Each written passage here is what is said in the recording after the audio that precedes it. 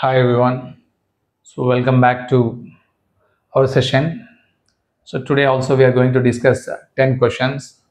So in this first question, the girl was regular to college, but she dashed to college on that particular day. So here, small typing mistake, right?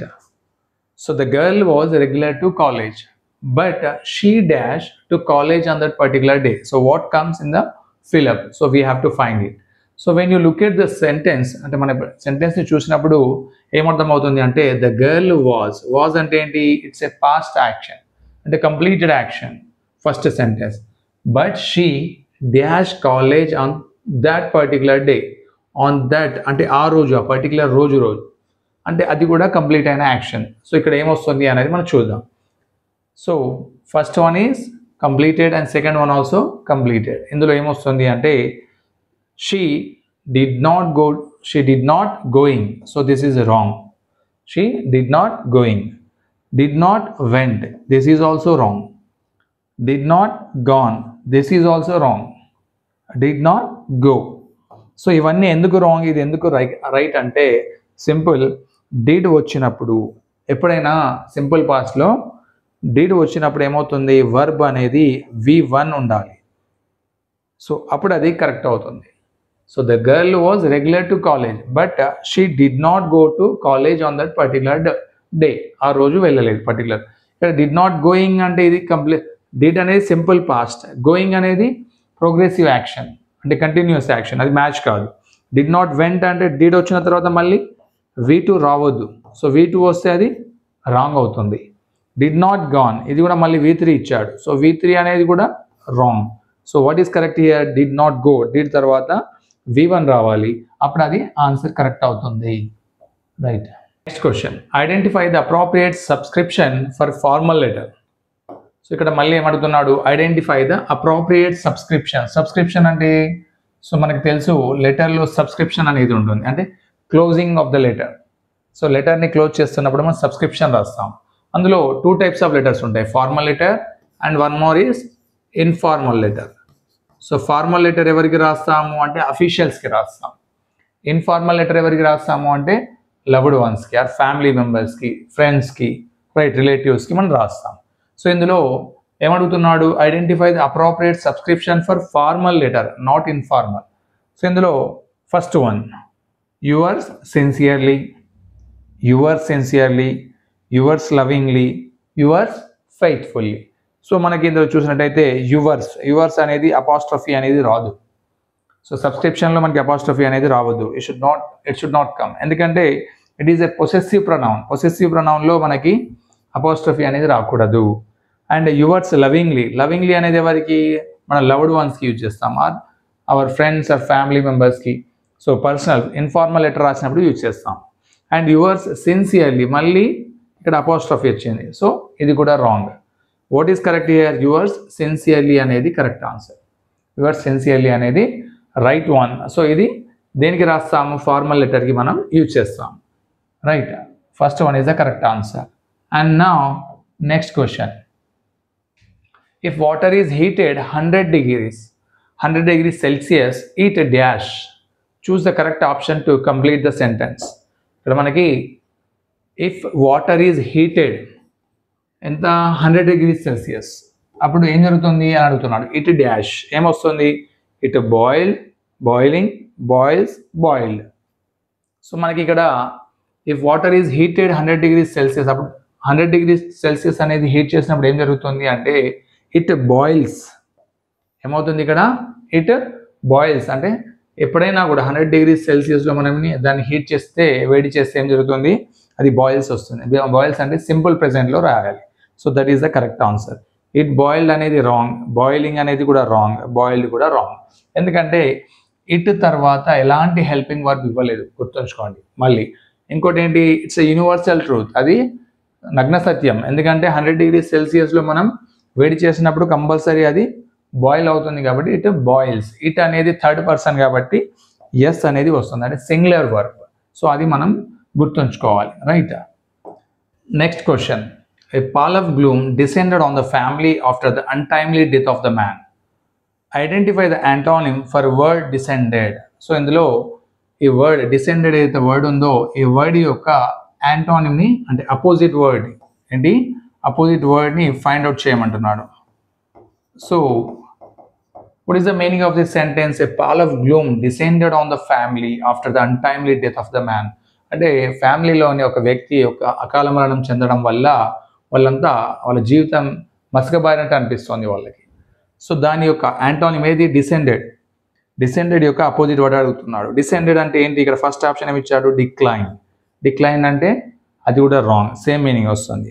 Slanted. Slanted అంటే అది కూడా wrong, ఒకవైపుకి వంగడాన్ని slanted అంటాం. Dropped అంటే వదిలివేయడం లేదా తగ్గడం, so అది కూడా వెనక్కి రావడం అన్నట్టు, ఇది కూడా సేమ్ మీనింగ్ వస్తుంది. అసెండెడ్ అనేది correct meaning, so it is a correct answer. So ascended, descended opposite is antonym is ascended. Now next question. So what is the next question? 15th one. So choose the correct option to complete the sentence. When Rani dash Rajini's house, Rajini had already left to airport. So ikkada he has given one sentence. So in the middle he has given one fill up. So ఈ fill up లో ఏమొస్తుంది అనేది మనం find out చేయాలి. So first of all first sentence ఎలా ఉంది? When Rani dash Rajani's house. So ఇక్కడ మనకి అది ఏ టెన్స్లో ఉందో మనకు తెలియదు. So Rajani had already, had అంటే ఏంటి ఇక్కడ? ఇది past, right. So Rajani had left అంటే లెఫ్ట్ అంటే ఏంటిది ఇక్కడ? V3 అంటే past perfect. So Rajani had already left to airport అంటే ఇది పాస్ట్ పర్ఫెక్ట్లో ఉంది కాబట్టి ఎప్పుడైనా కూడా పాస్ట్ పర్ఫెక్ట్తో వచ్చే ఇంకొక సెంటెన్స్ ఏదైతే ఉంటుందో అది సింపుల్ పాస్ట్లో రావాలి. ఎలా రావాలి? Simple past. అంటే 2 sentences ఉన్నప్పుడు ఒక సెంటెన్స్ పాస్ట్ పర్ఫెక్ట్లో ఉంటే ఇంకో సెంటెన్స్ సింపుల్ పాస్ట్లో ఉండాలి. సో సింపుల్ పాస్ట్లో ఉన్నప్పుడు వెన్ రాణి డాష్, ఇక్కడ వర్బ్ ఎలా ఉండాలి అంటే V2లో ఉండాలి. So reached, reaching, had reached, has reached. So ఇవి 3 కూడా రాంగ్. హ్యాజ్ రీచ్డ్ అంటే మ్యాచ్ కాదు, ఎందుకంటే అది పాస్ట్ పర్ఫెక్ట్, ఇది ప్రెసెంట్ పర్ఫెక్ట్. హ్యాడ్ రీచ్డ్ అంటే this is also wrong. 2 sentences cannot be in a past perfect, right. Reaching అనేది progressive continuous action, అది కూడా మ్యాచ్ కాదు. Reached is the correct answer, ఎందుకంటే ఇక్కడ మనకి V2 రావాలి, రైట్. అంటే సింపుల్ పాస్ట్లో ఉండాలి sentence. This is the correct option, first one. And next question, choose the correct reported sentence. Yes, ఇక్కడ the teacher said to the student come in. ఇక్కడ మనకి డైరెక్ట్లో ఇచ్చి ఇండైరెక్ట్లో అడుగుతున్నాడు. The teacher said to the student come in. So said, ఇక్కడ teacher ఏం చెప్పాడు? కమ్ ఇన్ అన్నాడు. అంటే కమ్ ఇన్ అని వచ్చినప్పుడు మనకి ఏమి వేయాలి ఇక్కడ? సో స్టూడెంట్ని లోపలికి పర్మిట్ చేశాడు కాబట్టి పర్మిటెడ్తో మనం రాయాలి, రైట్. ద టీచర్ సెడ్ అన్నప్పుడు మళ్ళీ ఇక్కడ ఇది రాంగ్ అవుతుంది, ఎందుకంటే మనకి ఇక్కడ పర్మిటెడ్ అని రావాలి కాబట్టి. సో అది ఎందుకు పర్మిటెడ్ రావాలి అంటే ఇది ఆల్రెడీ సెడ్ అనేది పాస్ట్ యాక్షన్. సో పాస్ట్ యాక్షన్లో ఉన్నప్పుడు అప్పుడు మనం ఈ యాక్షన్ కూడా, ఈ సెంటెన్స్ కూడా పాస్ట్లోనే రాయాలి, పర్మిటెడ్లోనే రాయాలి. సో ఇక్కడ 3 పర్మిటెడ్ ఉంది, బట్ ఏది కరెక్ట్ అనేది మనం చూద్దాం. The teacher permitted the student come in. So permitted the student come in, but ఇక్కడ ఇది రాంగ్. ఎందుకు అంటే permitted the student to come in రావాలి, ఎందుకంటే 2తో ఇన్ఫినిటివ్ అంటే 2 + V1 అలా రావాలి. అలా వస్తే అది కరెక్ట్ అవుతుంది. The teacher permitted the student to come in. Yes, ఇది కరెక్ట్ ఆన్సర్. పర్మిటెడ్ ఇది పాస్ట్లో ఉంది యాక్షన్, అండ్ స్టూడెంట్కి ఏమని చెప్పాడు? టు కమ్ ఇన్ అన్నాడు, కాబట్టి ఇది correct sentence. The last one, the teacher permitted that she అంటారు. So this is wrong. ఇక్కడ షీ అనేది మనకి స్టూడెంట్ ఇక్కడ జెండర్ మెన్షన్ చేయలేదు కాబట్టి this is wrong answer. Now next question. What is the next question?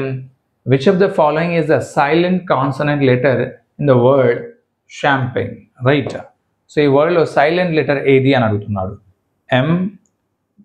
MPGN. So actually champagne అనేది ఏంటిది అంటే ఇది ఫ్రెంచ్ వర్డ్. సో ఇందులో సైలెంట్ ఏది వస్తుంది అంటే షాంపెయిన్ అంటే G వస్తుంది. ఏమొస్తుంది? G అనేది silent letter, right, as per French origin word, right. Next question. What is the next question? Identify the correct passive voice sentence for the given sentence. Yes, active voice లో ఇచ్చాడు. దీన్ని passive వాయిస్లో find out చేయమంటున్నాడు. Let's watch a movie, ఇక్కడ ఏమి ఇచ్చాడు, sentence అనేది లెట్స్తో ఇచ్చాడు. సో లెట్స్తో ఇచ్చినప్పుడు మనకి చూడండి let a movie be watched by them. So ఇక్కడ ఇది దెమ్ అనేది రాంగ్. ఎందుకు? సింపుల్, లెట్స్ అంటే ఏంటి, లెట్ అస్ అన్నట్టు. దీని మీనింగ్ ఏంటి ఇక్కడ, లెట్ అస్. అస్కి మనకి వర్బ్ ఏమొస్తుంది, ప్రొనౌన్ ఏమొస్తుంది, వి రావాలి, రైట్. వి లేదా వీకి అజ్ వస్తుంది, రైట్. సో ఇప్పుడు మనకి అజ్ ఎక్కడ ఉంది చూద్దాం. Let a movie be watched by us. Yes, let a movie be watch. ఎందుకంటే లెట్ తర్వాత ఏం రావాలి, ఇక్కడ ఆబ్జెక్ట్ అనేది సబ్జెక్ట్ అవుతుంది. ఎగ్జాక్ట్లీ, లెట్ తర్వాత ఆబ్జెక్ట్ అనేది సబ్జెక్ట్ అయింది. So be watched by us, be, this is correct sentence. Let's a movie be watch, ఇది రాంగ్. ఎందుకంటే మనకి లెటర్స్ ఉంది కాబట్టి మళ్ళీ లెటర్సే ఇచ్చాడు ఇక. సో ఇక ఏం సేమ్ మెయింటైన్ చేశాడు, అంటే సబ్జెక్ట్ అనేది ఏమవుతుంది, ఆబ్జెక్ట్ అవ్వాలి. ఆబ్జెక్ట్ అయినప్పుడు మాత్రం అది కరెక్ట్ అవుతుంది sentence. Let be a movie watched by us, ఇది కూడా wrong answer. Which is the correct one అంటే second one, let a movie be watched by us అనేది correct sentence. Next question, choose the correctly spelt word from the given options. అంటే ఇందులో correctly spelt word ఏది ఉందో find out చేయాలి.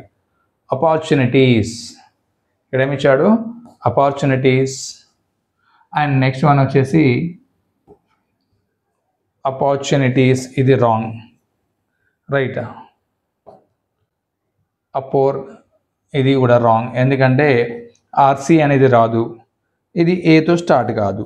So ఇవి మూడు కూడా రాంగ్. ఇక్కడ ఆర్ రాలేదు. సో ఇది కరెక్ట్ వన్. అపార్చునిటీస్ అంటే OPPORTUNITIES అనేది correct word. So remaining all misspelled word, right.